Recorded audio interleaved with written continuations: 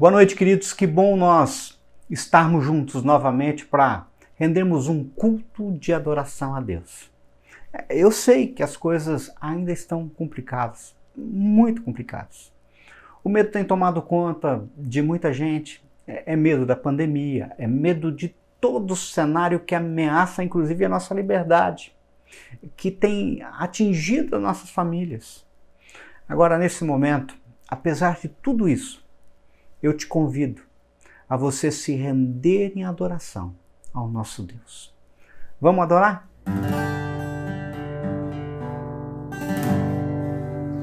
O Senhor é a luz do meu caminho, o Senhor é a força que sabe ser onde Senhor guia os meus passos.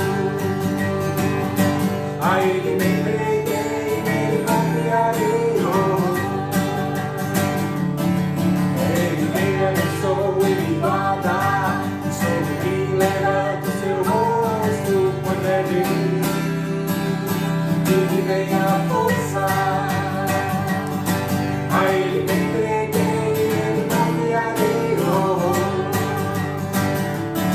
Não tem mal que possa vir, força maior para destruir o amor, a fé do coração que pelo Senhor existe, pois é dele que vem a força. A Ele me entreguei, nele confiarei.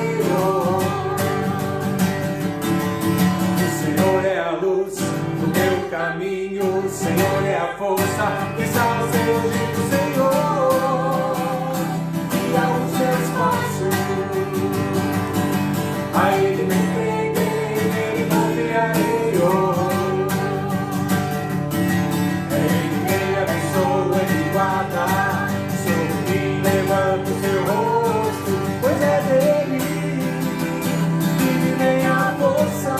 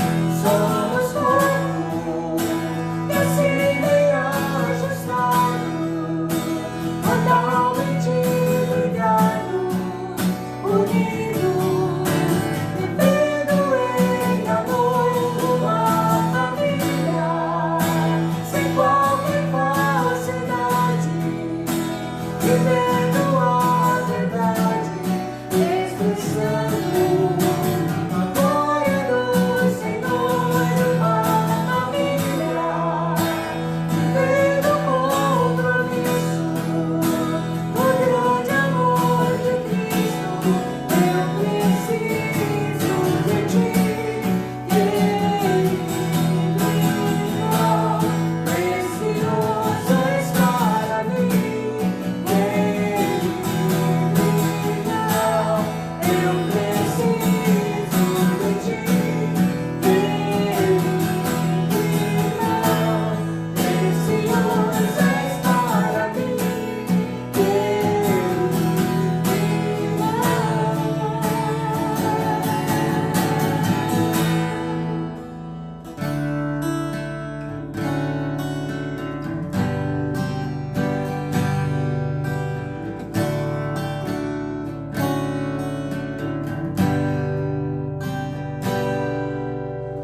Eu não quero só te conhecer, te ouvir falar. Saber não é o bastante. Viver é muito mais que apenas ir de longe. O bom é desfrutar da tua intimidade, de toda a tua paz, Senhor Jesus.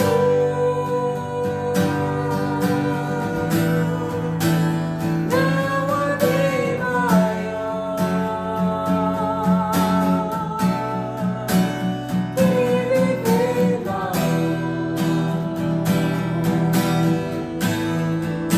e ser teu servidor.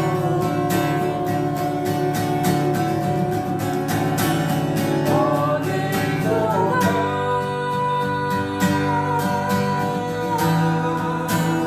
o meu coração. Eu quero voltar ao meu primeiro amor.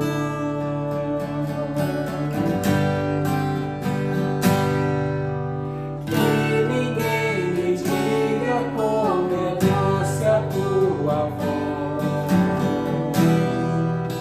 Eu mesmo vim prová-la, ouvi-la me chamar para estarmos juntos, fim de tarde no jardim. Comunhão queimá-la até o de adorar. Senhor Jesus,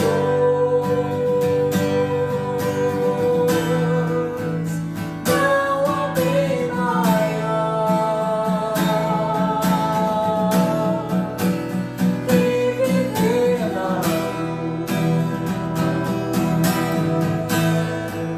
e ser teu servidor.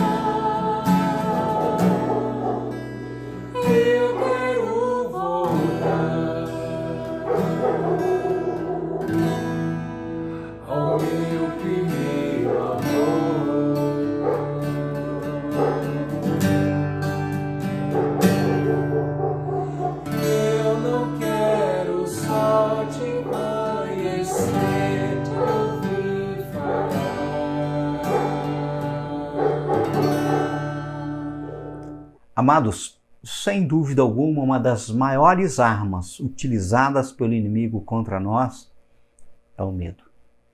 Ou seja, o medo é uma coisa terrível, sobretudo porque é inimigo da fé. Agora, quem nunca teve medo? Conciliar medo e fé é complicado. Por exemplo, se temos notícia de que um filho está doente, enfermo, imediatamente nos acende um medo do diagnóstico e consequências dessa enfermidade, sendo o ápice do temor o medo da morte. Diante desse medo, a nossa fé se abala. E daí, quando o nosso medo é muito grande, a gente percebe que o que precisamos na realidade é de um milagre, algo sobrenatural para superar essa situação. Mas existe um ingrediente necessário que nós muitas vezes não temos, que é a fé. Veja, é fato, e eu acredito que Deus não precisa de minha fé para fazer o que quer que seja, pois Ele é soberano, poderoso e jamais estará limitado por mim ou por qualquer outra coisa. Mas a palavra nos revela que, em várias situações, os milagres não acontecem justamente por falta de fé. Vocês se lembram que quando Jesus prega em Nazaré, todos aqueles milagres e sinais que lhe acompanhavam não acontecem? E o texto sagrado nos aponta claramente isso lá em Mateus 13:58. E Jesus não realizou ali muitos milagres por causa da falta de fé daquelas pessoas. Ou seja, alcançar milagre sem fé é complicado. Eu quero nessa noite meditar com vocês em um salmo de Davi. Salmo 56. Mas para isso nós precisamos entender um pouco o pano de fundo. Em qual contexto ele foi escrito? Veja, a organização do livro de Salmo não traz em sua sequência de numeração um respeito cronológico. Por exemplo, o Salmo 51 foi escrito por Davi logo após ter sido repreendido por Natã em face do seu pecado. Agora, o Salmo 34, que por sinal complementa o Salmo 56, foi escrito imediatamente após o Salmo 56, que nós vamos ver. Aliás, nós devemos observar um sempre à luz do outro. Ou seja, quando observamos os Salmos, nós podemos, ao juntá-los com os acontecimentos cronológicos narrados na Bíblia, entender o contexto e assim ter uma ideia melhor da situação como um todo e dos sentimentos que envolviam não só o autor do Salmo, como o povo da época. Então, qual que é o pano do fundo do Salmo 56? O pano de fundo está lá em 1 Samuel, capítulo 21. Eu vou ler a partir do verso 10 para você entender. 1 Samuel 21, 10, diz assim a palavra. Naquele dia, Davi fugiu de Saul e foi procurar Aquis, rei de Gate. Todavia, os conselheiros de Aquis lhe disseram, não é este Davi, o rei da terra de Israel? Não é aquele acerca de quem cantavam em suas canções, Saul abateu seus milhares e Davi suas dezenas de milhares? Davi levou a sério aquelas palavras e ficou com muito medo de Aquis, rei de Gate. Por isso, na presença deles, fingiu que estava louco. Enquanto esteve com eles, agiu como um louco, riscando as portas da cidade e deixando escorrer saliva pela sua barba. Aquis disse aos seus conselheiros, vejam, este homem, ele está louco, por que trazê-lo aqui?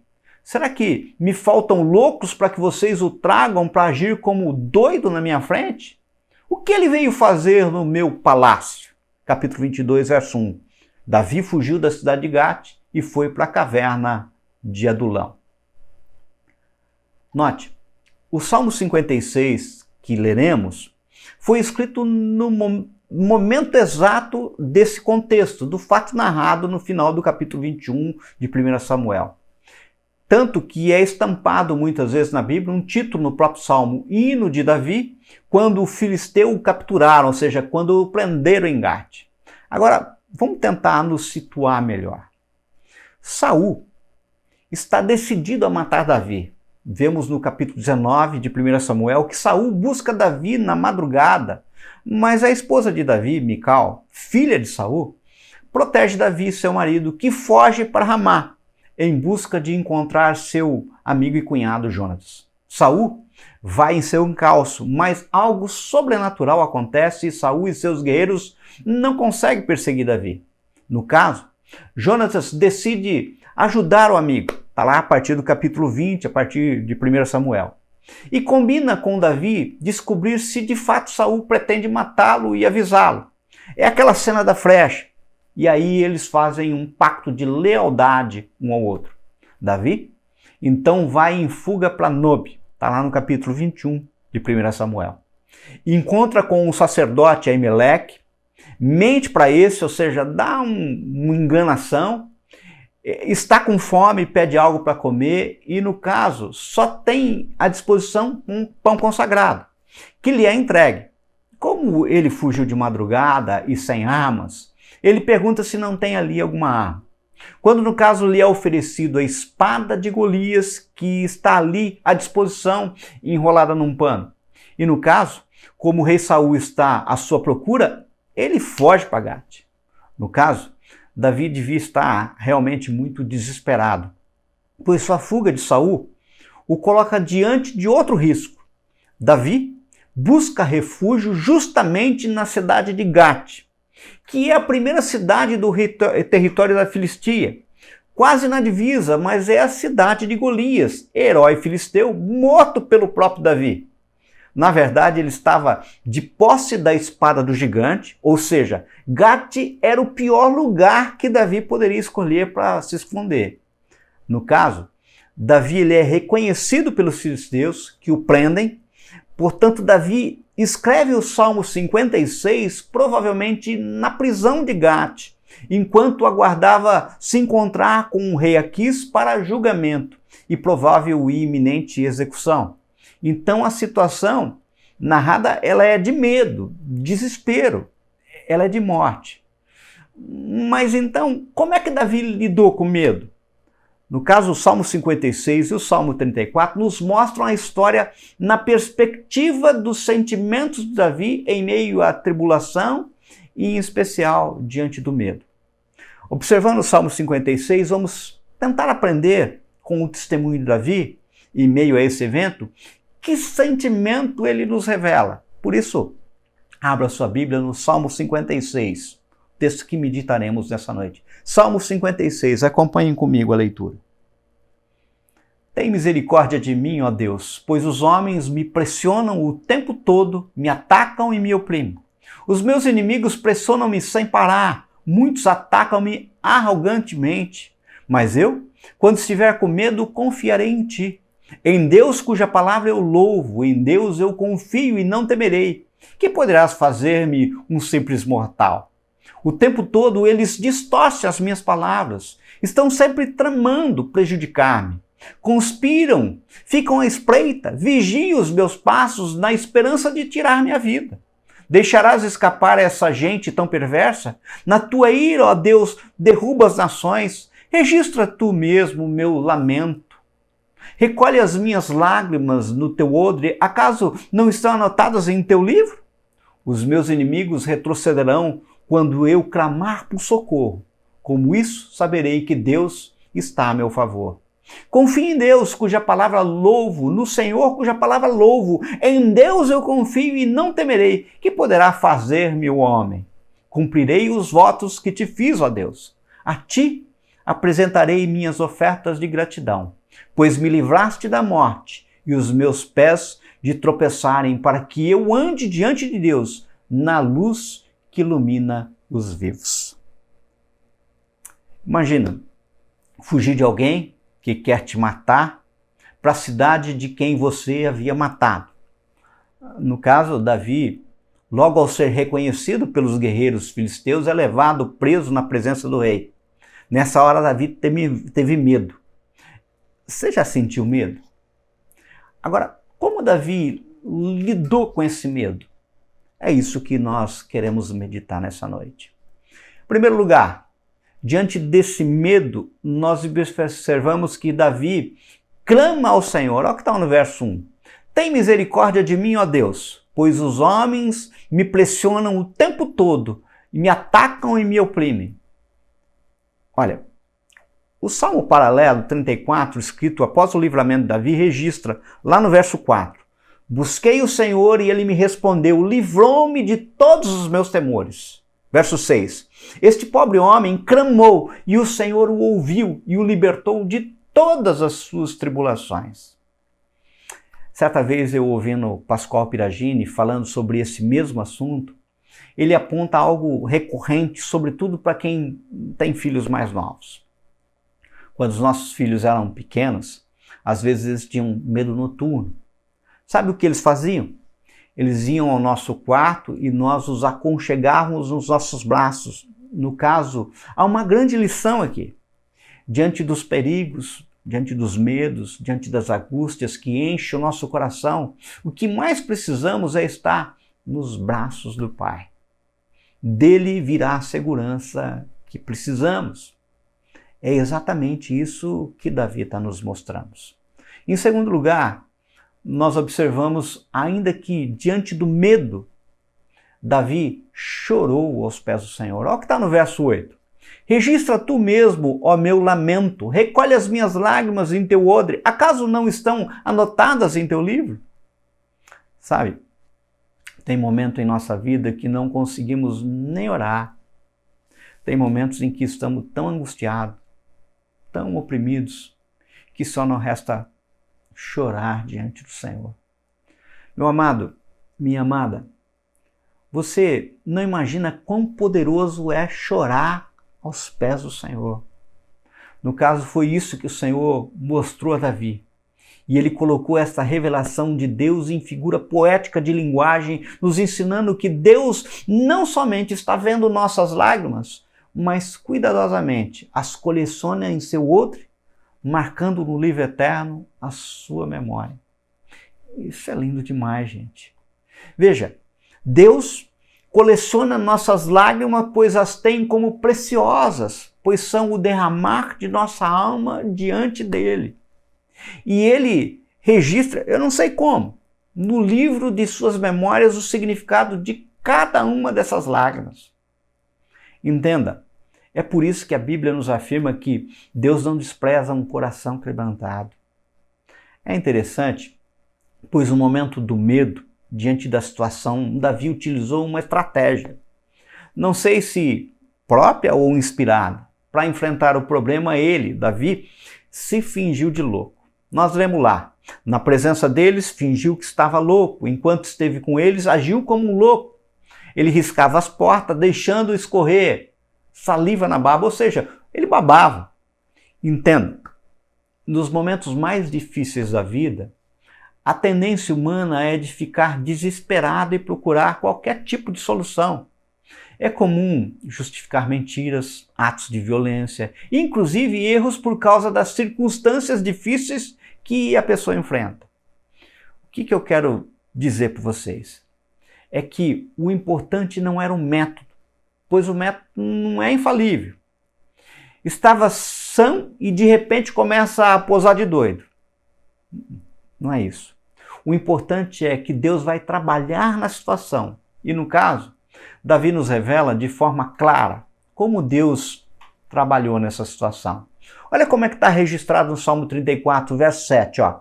O anjo do Senhor é sentinela ao redor daqueles que o temem e os livra. Provem e vejam como o Senhor é bom, como é feliz o homem que nele se refugia. Ou seja, queridos, entendam, Davi, ao escrever o Salmo 34, após o livramento, na realidade está nos dizendo, eu tenho certeza que não é o babar na barba que me deu livramento. Não foi eu salivar, fingir de louco, mas é porque o Senhor cegou o entendimento daqueles homens. E do rei, ele cegou. Eles não entenderam. Tanto que o rei falou assim, vejam este homem, ele está louco. Por que trazê-lo aqui? Será que me faltam loucos aqui? E Davi foi embora. Em terceiro lugar, nós observamos, ainda que diante do medo, Davi reafirmou a sua fé em quem Deus é. Acompanhem comigo, olha o que está escrito no verso 3. Mas eu, quando estiver com medo, confiarei em ti. Verso 9. Os meus inimigos retrocederão quando eu clamar por socorro. Com isso saberei que Deus está a meu favor. Verso 11. Em Deus eu confio e não temerei. Que poderá fazer-me o homem? Veja, a terceira atitude de Davi para lidar com o medo foi reafirmar a sua fé em um Deus sobrenatural, um Deus poderoso, ou seja, em quem Deus é. Quem é o Senhor? Note, nesse salmo, Davi está lidando com o medo. Ele está vivendo todas aquelas angústias do coração. E nessa hora ele vai exercitar algo maravilhoso. Ele vai trabalhar dentro de si para transformar o medo em fé. Mas como é que a gente transforma medo em fé? Essa é a grande pergunta. No caso, dá para imaginar que quando Davi está escrevendo esse salmo dentro da prisão, ele começa a pensar em quem é o seu Deus. E na medida em que ele começa a avaliar quem é Deus, ele vai trocando devagarzinho o medo pela fé. Isto é, reafirmar a sua fé em quem é Deus. Quem é o Deus a quem você está clamando, orando? Quem é esse Deus? É isso que suscita a fé. Veja, quando eu me dou conta de quem é Deus, os meus problemas mudam de perspectiva. Note, os problemas se agigantam diante de nós quando a gente só olha para eles. E de fato é verdade, os problemas geralmente são muito maiores que nós, pois caso contrário, não o veríamos como um problema. Mas quando eu olho para cima e descubro para quem eu estou orando, com quem eu estou falando, qual é a capacidade, potencialidade desse Deus, então os meus problemas, as nossas lutas mudam de tamanho. Isso porque os meus problemas não vão estar mais na perspectiva dos meus sentimentos de morte, de angústia e destruição, mas vão estar na perspectiva do tamanho do meu Deus. Veja, se eu olhar um pouquinho para a história de Davi, que está preso na cidade de Gate, cidade natal do gigante Golias, eu poderia dizer aquilo que talvez o Espírito Santo tivesse soprando no coração de Davi naquela hora. Davi, lembra, não importa o tamanho do gigante, o que importa é o tamanho do seu Deus. Porque um gigante pode ser derrubado com uma pedrinha, se for lançada com fé. Aleluia! Que diremos, pois, diante dessas coisas, dessas circunstâncias? Se Deus é por nós, quem será contra nós? É isso que Paulo escreveu em Romanos 8,31. Então, que ser humano é capaz de me destruir? Que ser humano é capaz de te destruir? O que Deus está fazendo é falando para Davi: Davi, você está aqui nessa prisão. Se você olhar só para a prisão, você diz: estou morto. Mas se o Senhor é Deus, não tem prisão, não tem rei, não tem poder no céu, na terra ou debaixo da terra, não tem demônios, não tem nada que possa ir contra o Senhor. A gente troca o medo pela fé quando a gente tem a dimensão de quem é o nosso Deus. Por isso eu te pergunto, quem é o teu Deus? Quem é o teu Deus? Eu não sei quanto a vocês, mas eu especialmente me encanto com a majestade do Senhor descrita lá em Isaías no capítulo 40. Fico maravilhado quando eu olho o verso 26, que está escrito assim: ergam os olhos e olhem para as alturas. Quem criou tudo isso? Aquele que põe em marcha cada estrela do seu exército celestial e a todas chama pelo nome. Tão grande é o seu poder e tão imensa a sua força que nenhuma delas deixa de comparecer. Isso é lindo demais, gente. Se você crê num Deus que não pode fazer milagre, se você crê num Deus que não pode ouvir orações, se você crê num Deus que criou o universo e o largou segundo as suas próprias leis, se você crê num Deus que não intervém, se você crê num Deus que vê você buscando métodos de pensamento positivo, então eu quero dizer para você que a única esperança que você tem é prisão e morte. Mas se você crê num Deus todo-poderoso, você vai grudar nos pés do Senhor Jesus e dizer: tu és minha esperança, pois se o Senhor é por mim, quem será contra mim? Eu não sei quanto a vocês, mas eu Eu tenho minhas lutas, meus medos, e vou lá implorar aos pés do Senhor, porque se sair do trono de Deus um decreto a meu favor, um só decreto do trono de Deus, não há poder nesse universo ou fora dele que possa deter o decreto de Deus. Queridos, na hora do medo, Davi trabalha isso em seu coração. Senhor, eu sei quem tu és o Deus sobrenatural, todo-poderoso. É isso que eu queria que você guardasse no teu coração nessa noite. Em quarto lugar, nós observamos ainda que diante do medo, Davi, reafirmando quem é Deus, ele ainda relembrou que Deus é um Deus de palavra. Olha o que está no verso 4. Em Deus, cuja palavra eu louvo, em Deus eu confio e não temerei, que poderá fazer-me um simples mortal. Verso 10. Confio em Deus, cuja palavra louvo, no Senhor, cuja palavra louvo. Queridos, é interessante, na língua hebraica, não temos superlativo. Por exemplo, quando queríamos falar santíssimo, eles diziam santo, santo, santo. Então, qual é a maneira de colocar superlativo de alguma coisa? Era repetir. No caso, nesse Salmo 56, Davi vai repetir a palavra, ou seja, eu louvo esse Deus da palavra, eu louvo esse Deus que tem palavra, eu louvo essa palavra de Deus. Você sabe qual é a palavra que estava na mente de Davi? Era essa, ó. Deus me deu uma palavra de que eu vou ser rei sobre Israel, que eu já fui ungido rei, e não dá para ser rei morto, preso dentro de uma prisão. Então aqui não vai ser o meu fim, porque esse Deus em que eu creio não é homem para mentir, como está lá em Números 23, 19. Ele é um Deus que tem palavra. Aleluia! Entenda, meu querido, minha querida. Todas as promessas de Deus vão se cumprir. A Bíblia diz assim, os céus e a terra vão passar, mas as minhas palavras não hão de passar. Está lá em Mateus 24, 35. Isso é muito claro. Davi olha para a realidade, olha para as circunstâncias, e no caso, a realidade é prisão. A realidade é a cidade de Gate, a realidade são guerreiros e um rei que quer matá-lo. Mas ele se lembra, eu tenho um Deus que é todo-poderoso, e ele me deu uma promessa, e essa promessa vai se cumprir na minha vida, porque ele é o Deus da palavra. Veja, a fé é algo que precisa ser trabalhado em nosso coração todos os dias. Todos os dias. Todos os dias. Eu definitivamente não sou nenhum campeão da fé.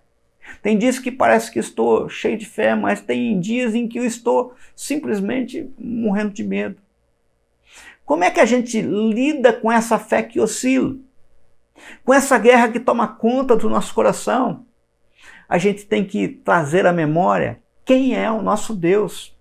Ele é um Deus todo-poderoso. Gente, vocês acham que eu nunca balancei? Que eu nunca fiquei cheio de medo e dúvidas? Que eu nunca questionei Deus em face de uma palavra que foi me dada e que aparentemente não estava acontecendo? Quando eu lembro da minha pequena fé, só me resta pedir perdão. Mas existe um consolo, se é que eu posso dizer assim. Não existe, e nem nunca existiu, um homem sequer que não tenha uma fé que de vez em quando vacila. Veja, em decorrência de tudo isso, nós podemos afirmar que o nosso Deus é um Deus digno de toda confiança. E o que é fé? Se não a confiança inabalável em um Deus que está agindo em nosso favor.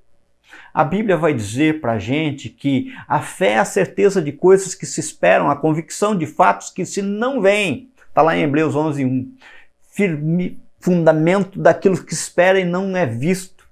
Querido, querida, a fé tem que ser o alicerce sobre a qual a gente vive, senão não tem jeito.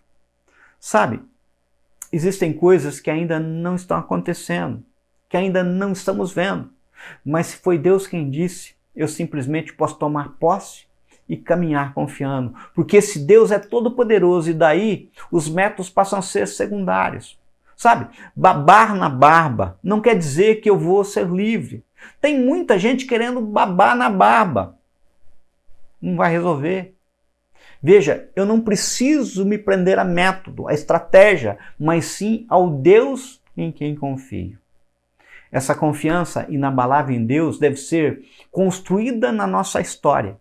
E é interessante porque Deus nos dá pequenos sinais no dia a dia em nossa vida. E daí a gente vai aprendendo a confiar em Deus nas pequenas coisas, pequenas decisões, pequenos passos. E Deus quer que nós confiemos nele não só nessas pequenas coisas, mas também nas coisas grandes. E daí muitas vezes ele permite que as lutas e as provas venham para que nós possamos crescer.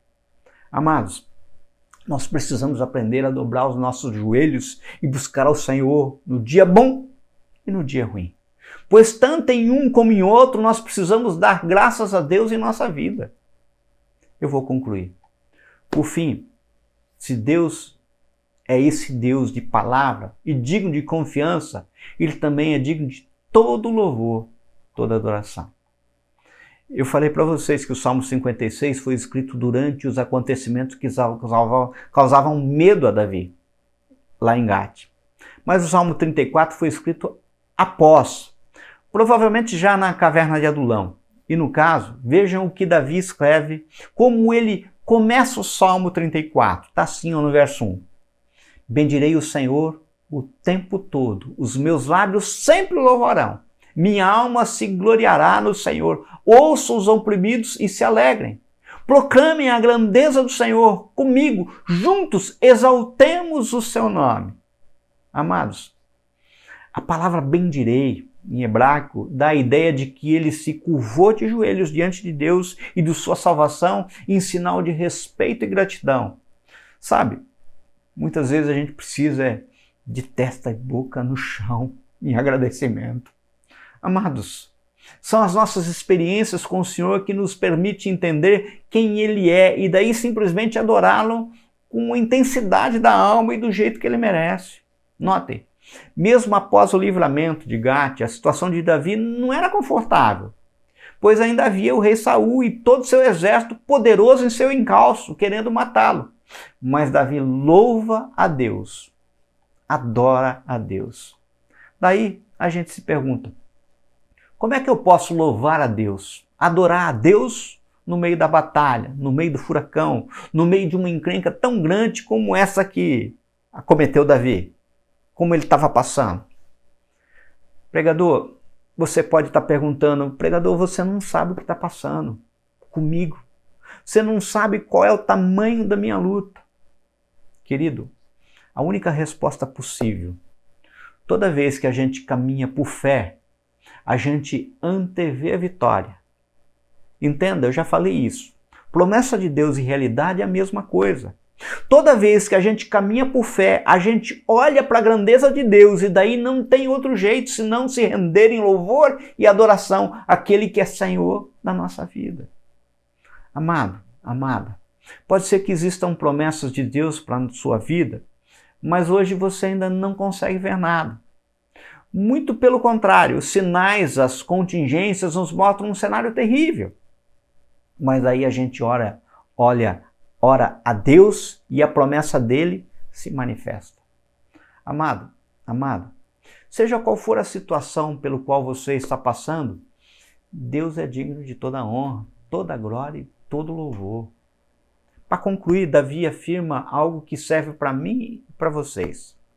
Lá no verso 11, em Deus eu confio e não temerei. Que poderá fazer-me o homem? Amado, existe uma verdade absoluta proclamada por Davi aqui. Deus decidiu-se por mim. Quando a gente aceita o senhorio de Cristo sobre a nossa vida, a gente reconhece um Deus que despiu-se de toda a sua glória, habitou em carne, foi condenado, crucificado, morto, sepultado, mas ressuscitou, está vivo e tem as chaves da morte em suas mãos e simplesmente decidiu fazer em mim, em nós, a sua morada, ou seja, decidiu ser por nós. E se Ele é por mim, se Ele é por você, quem vai ser contra nós? Quem vai ser? Veja, eu ainda não entendo qual a razão de algumas coisas acontecerem. Coisas da qual a gente não tem controle. Eu ainda não entendo como os planos de Deus são realizados e nem mesmo como concebidos em sua glória. Mas uma coisa eu sei. cada detalhe daquilo que Deus planejou para mim fazem parte da bondade dele que foi planejada para a minha vida.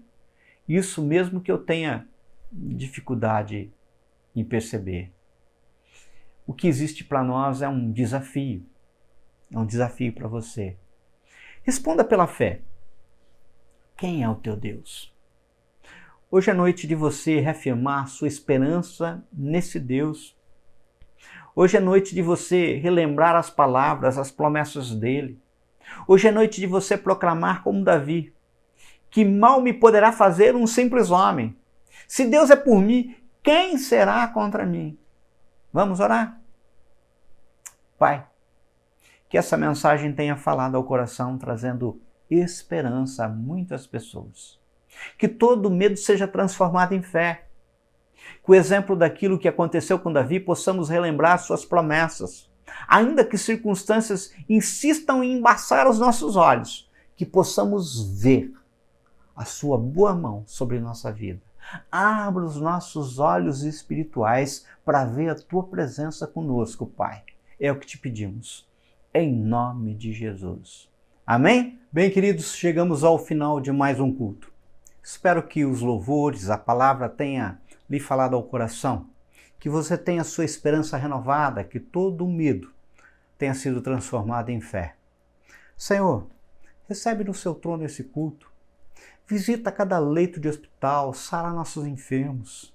Seja com todos os profissionais de saúde de modo especial. Faça uma visitação santa ao coração dos nossos governantes, de modo que todos se rendam aos seus pés. Nós entregamos a nossa nação em suas mãos. Oramos em nome de Jesus. Tenha uma semana abençoada. Que onde você colocar a planta dos seus pés, seja reconhecido como filho do Deus Altíssimo. Que a graça do nosso Senhor Jesus Cristo, o imenso amor de Deus e a consolação do Espírito Santo estejam com todos vocês, Israel de Deus, espalhados na face da terra, hoje e todo sempre. Amém. Amém.